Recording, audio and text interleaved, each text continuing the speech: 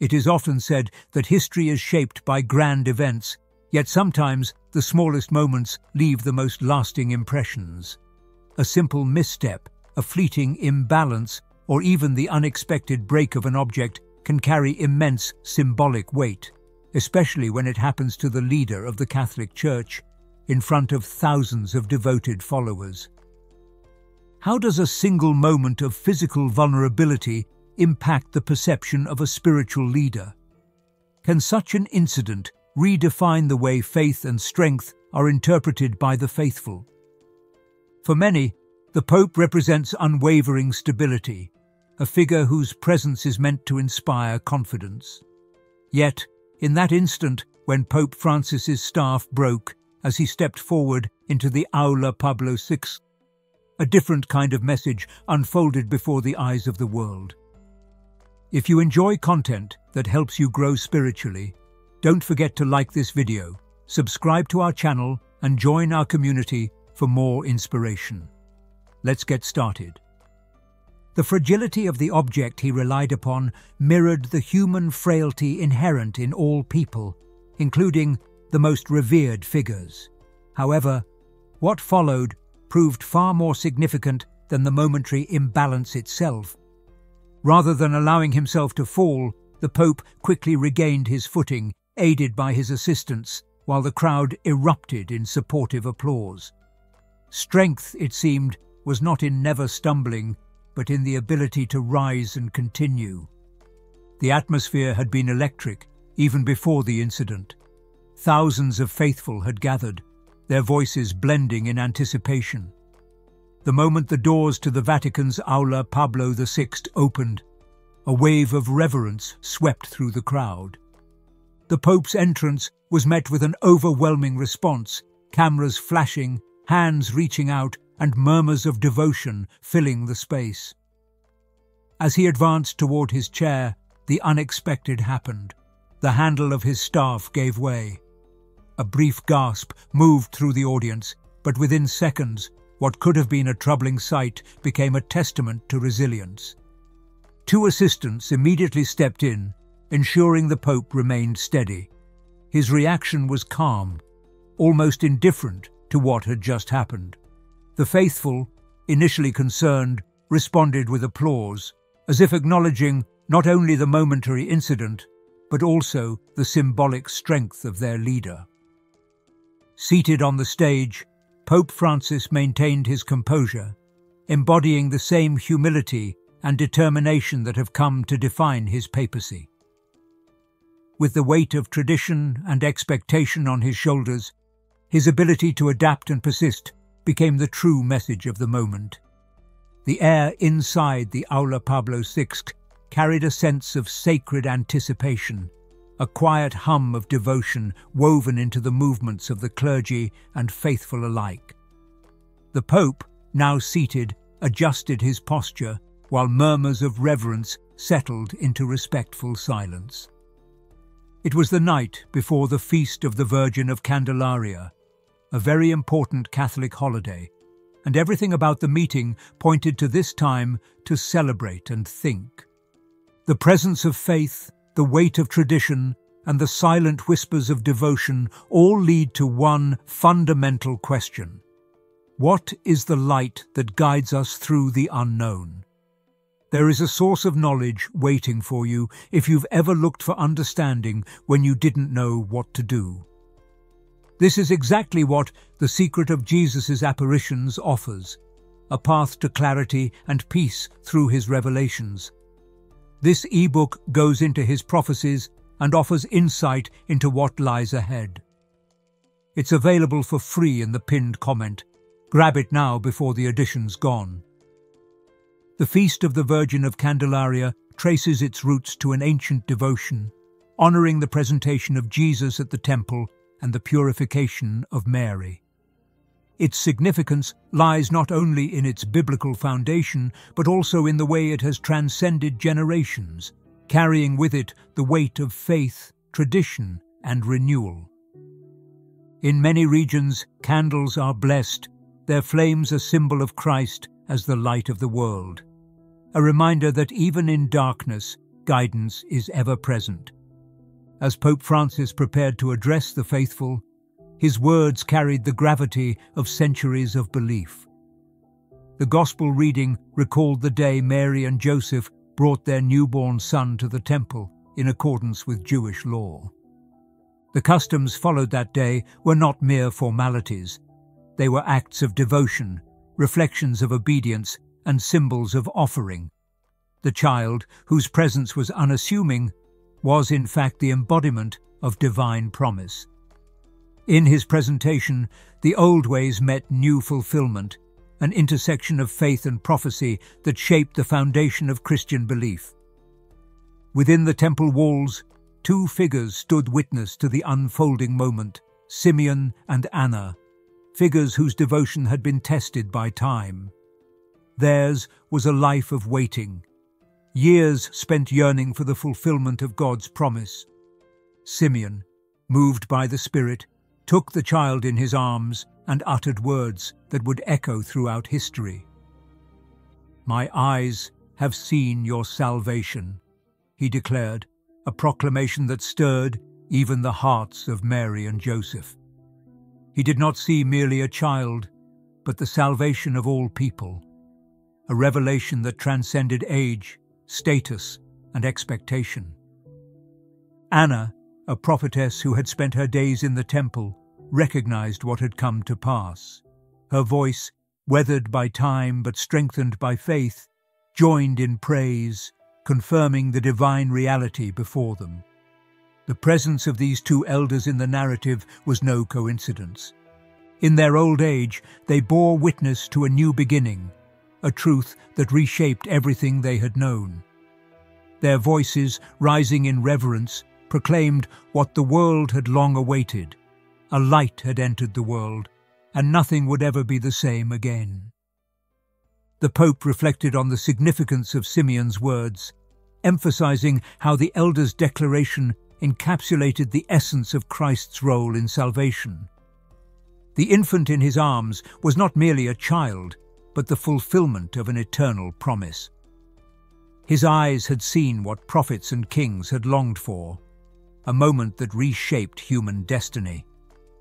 The gravity of such a revelation was not lost on those present, and the Pope's expression mirrored the depth of contemplation his words demanded. He spoke of light, the divine illumination that Christ brought into the world, casting away the shadows of doubt and despair. The image wasn't just pretty, it had a firm foundation in the Bible.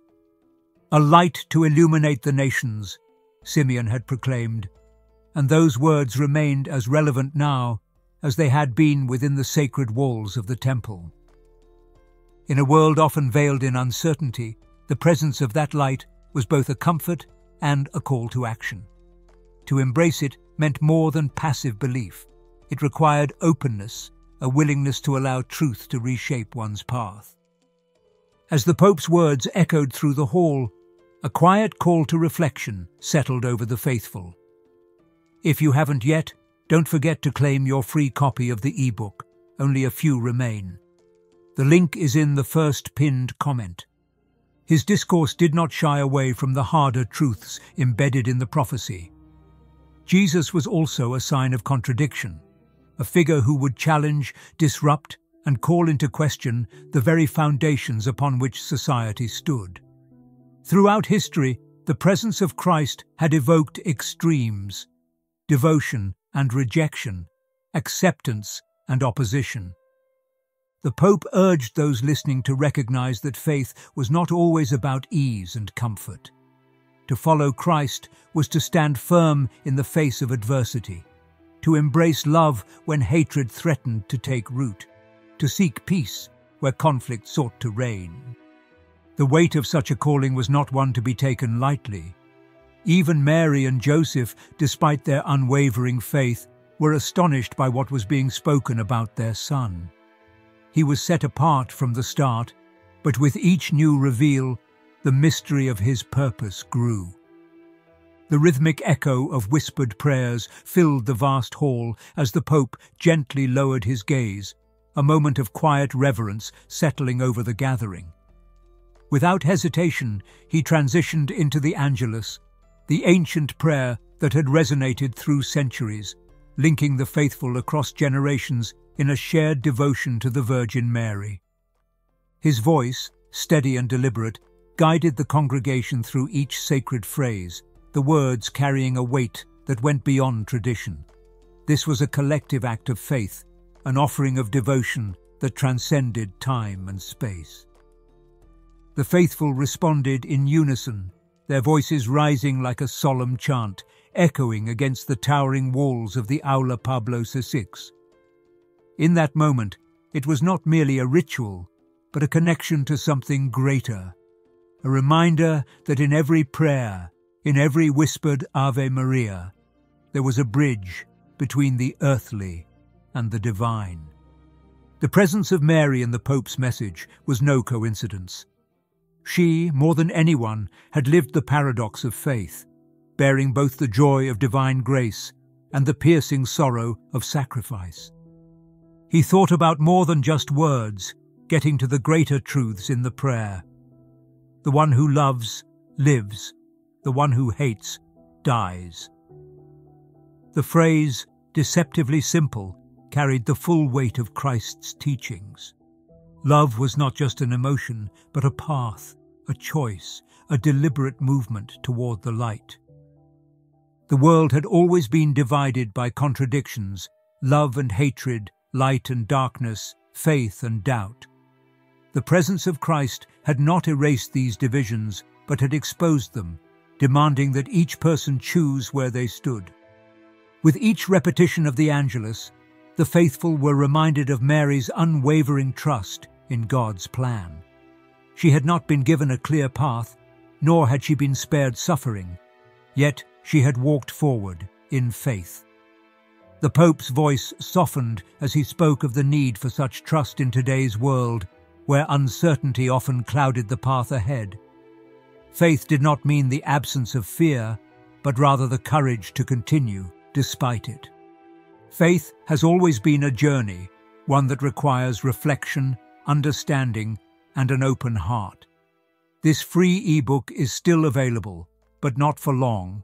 Secure yours now before it's gone. Find it in the first pinned comment. The murmured prayers faded into silence, yet their impact lingered. The Pope's presence, steady and unshaken, embodied the very message he had shared. Faith was not about avoiding struggle, but embracing it with the certainty that light would always overcome the darkness. With deliberate clarity, he spoke of the sanctity of life, a gift to be cherished and protected at all costs. The Day for Life, celebrated in Italy, was not merely a symbolic observance, but a call to action, a reminder that human dignity must be upheld from conception to natural death. His words carried a gentle yet firm urgency, encouraging families, young couples, and communities to embrace the responsibility of nurturing and safeguarding life. The theme of protecting the vulnerable naturally extended to the upcoming International Summit on the Rights of the Children, an event that would bring together world leaders, scholars, and advocates to discuss the well-being of the youngest and most defenseless members of society. He emphasized that the future of humanity depended on the care and education of children, ensuring they were given the opportunities to grow in an environment of peace, love, and security. His voice, though measured, bore a weight of concern, a recognition that in many corners of the world, children remained the silent victims of violence, exploitation, and neglect. The mention of global crises led him to another urgent matter: war. His expression darkened as he condemned the destruction and suffering that conflicts continued to inflict upon nations and innocent civilians. War, he asserted, was always a defeat, an abyss that swallowed lives, homes, and hope itself. The list of afflicted regions seemed endless: Ukraine, Palestine, Israel, Myanmar, North Kivu, places where cries for peace often went unheard. He urged world leaders to abandon the path of destruction and seek true reconciliation, reminding them that no political agenda could justify the suffering of the innocent. His words did not remain abstract. They carried a personal plea, a direct appeal to those who had the power to effect change. He spoke of the responsibility of governments and international organizations, calling for diplomacy over destruction, for dialogue over division. The Pope's stance was unshakable. Humanity could not afford to become indifferent to suffering. The crowd, though silent, absorbed the gravity of his message. There was no applause, no murmurs of agreement, only a collective understanding that these were not just words, but a moral imperative, a truth that could not be ignored. He lifted his hands in blessing, the weight of his words still lingering in the hearts of those before him. Though his message had been one of urgency, his presence remained a source of calm, a steady beacon amidst the storm of global unrest. The Pope's gaze softened as he turned his attention to the sea of faithful gathered in St. Peter's Square, acknowledging the pilgrims who had travelled great distances to stand before him. Just as light dispels darkness, knowledge brings clarity to the soul. The e-book is still available, but copies are running out fast. Download yours now. It's waiting for you in the first pinned comment. Voices from across nations had merged into one unified presence, a testament to the universality of faith. Groups from Spain, Italy, Eastern Europe and beyond had come with banners held high, each bearing the names of parishes, schools, and organizations that had journeyed to hear his words. Among them were the students of Badajoz, the Unitarsi of Camerino, and the Scouts of Nola, their youthful energy a contrast to the solemnity of the occasion. Not only did he meet them, but he also took the time to know them personally and thank them for their dedication and the sacrifices they had made to be there. The Holy Father's words carried a quiet encouragement, a reminder that faith was not confined to sacred walls, but lived out in daily actions. To be present in St. Peter's Square was an honour, but to take the message of the gospel beyond its stones was the greater calling. The commitment of the faithful did not end with the final blessing. It began there, spreading into homes, communities, and nations where the light of Christ was needed most. He spoke of hope, not as an abstract ideal, but as a living reality that required perseverance. The world, though marked by suffering, was not devoid of redemption. Every act of kindness, every step toward reconciliation, every prayer uttered in sincerity, had the power to change the course of history, no matter how imperceptibly. If this message makes you think and you feel it connects with you, don't forget to like it, subscribe to the channel, and leave a comment. Also, if you really want to support our work and help us keep creating valuable content, consider giving us a super thanks. Join this amazing community and don't miss any news. As the moment of departure neared, his final blessing descended upon the crowd, the words spoken with the authority of tradition, yet carrying the gentle warmth of a shepherd among his flock. In the name of the Father, the Son, and the Holy Spirit, he bestowed his benediction, entrusting each soul to the embrace of divine grace. The echoes of his voice faded, but the mission remained. Faith was not a moment, but a movement, one that stretched far beyond the Vatican's walls, carried forth by those willing to walk in its light.